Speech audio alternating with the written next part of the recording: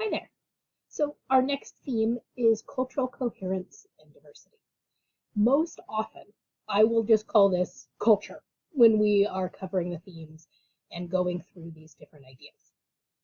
It's called cultural coherence and diversity because that is what the original textbook that I used called it. And the title is important because culture can be both a cohesive, pulling together force, or it can be a diversity, a multiplicity, right? And sometimes that diversity, that difference, can lead to conflict. So the things that we're going to be looking at in this section, like religion, language especially, those two things are often considered the most important markers, the most important pieces of culture. Those can unite someone, a group of people together and pull them together, but they can also drive people apart when different groups speak different languages and they view the other language speakers with suspicion.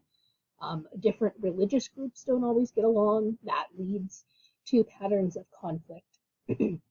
So we will be looking at culture both in terms of a force that brings people together and a force that can cause conflict.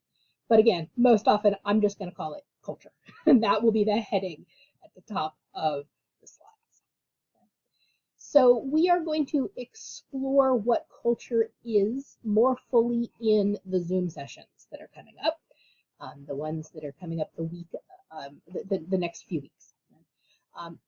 But I did want to give you a definition of what culture is.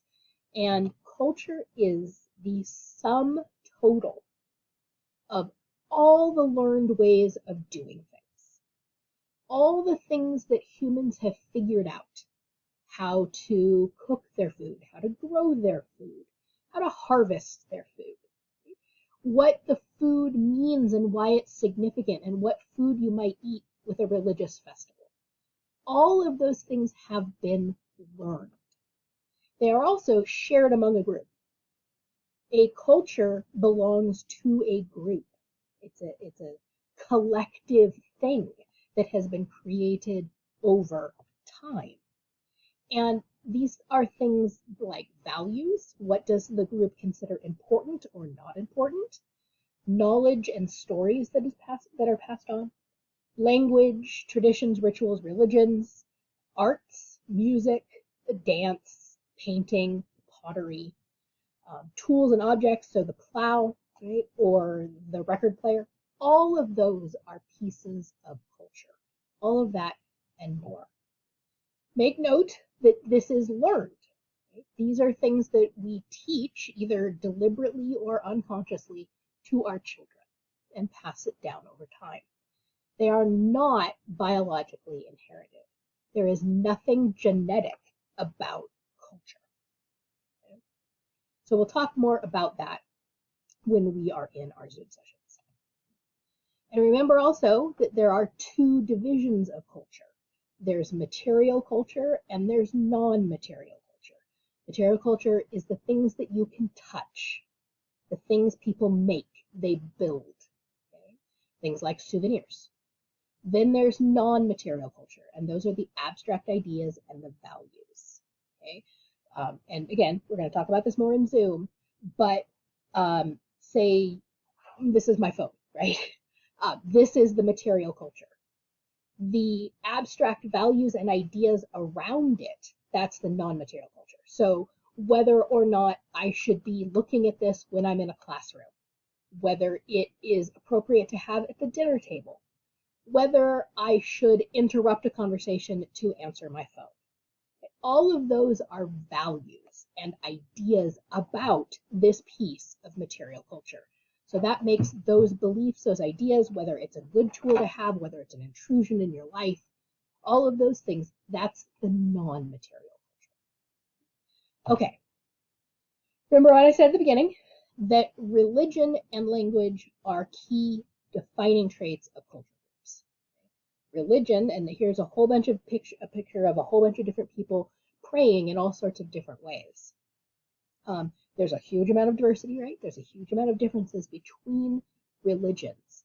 And we will look at some of those because they help create the spatial patterns of a location. The things that people build to express their religion, their relationships with nature, a lot of this revolves around religion. We do need to be a little bit more specific with religion, and we will look at two different kinds of religion, two different categories of religion. The first is a universalizing religion, and the second type or category of religions are ethnic religions. And people sometimes get confused between these two things. So we need to make sure that the distinctions are clear. So a universalizing religion is called that because it tries to be universal. And that means that it tries to appeal to everyone. It does not mean that it is trying to be everywhere, right? It's not trying to be found in all the places. That isn't its goal. It might be widespread. It might be very, very local. So it isn't the where that makes it universal. It is the who. Anybody can join a universalizing or universal religion. It attempts to appeal to anyone. Anyone can convert. All you need to do is say, I want to follow these teachings. I want to join this religion. Maybe you need to go through a couple special steps, right? Maybe you need to be baptized. Maybe you need someone to sponsor you, those kinds of things. But when you do that, you are now a member of that religion. So it's universalizing because it applies to everyone. The holy sites, the places that are important in a universalizing religion, are where the key events in a founder's life happen. Note that there's a founder. There's a person we can point to and say, this is the person who began this religion. Someone like Jesus or the Buddha or Muhammad. So there is a person that began this. There was a leader. And maybe where the person was baptized, the person was born, the person died. That is where the holy sites tend to be. The days that are sacred in a universalizing religion are usually based on the life of that religion's founder.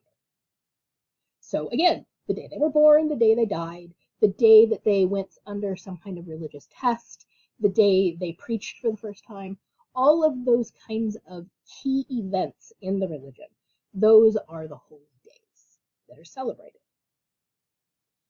Conversions, again, anybody can join. Anybody is welcome. All are accepted because it is universal. It applies to all the people here. So, okay. Oh, but one more thought before I get to the okay. There are usually proselytizing or missionary elements. So that means that people who belong to this religion go out and try to spread the message. They try to convert people. Since it applies to everyone, they want everyone to join. So people who go on a missionary trip, people who go door to door, spreading the message, that is proselytizing, spreading the message. So universalizing religions usually have people that go out and spread those ideas. So now the okay. What are some examples? And I know I gave it away partially because I just named some founders, but the three most important, the three biggest universalizing religions in the world are Christianity, number one in terms of numbers and how widespread it is. Then Islam. Anybody can join Islam. There is a founder, Muhammad. The holy days are days when he received his revelations and other key days. Anybody can convert. And the third big one is Buddhism. So Christianity, Hinduism, and Buddhism. Those are the three big universalizing religions.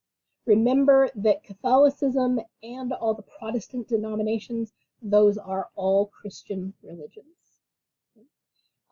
Just because Christianity has some branches that are a little exclusive.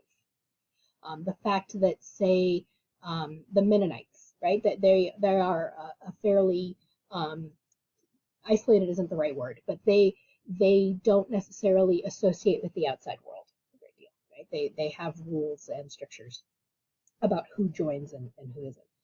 However, they still believe in the teachings of Christ.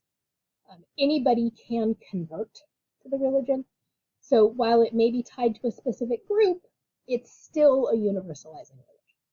Okay? Those are some of the subtleties that we have to get into. Okay, I'm going to pause there, and we will come back and we will talk about what an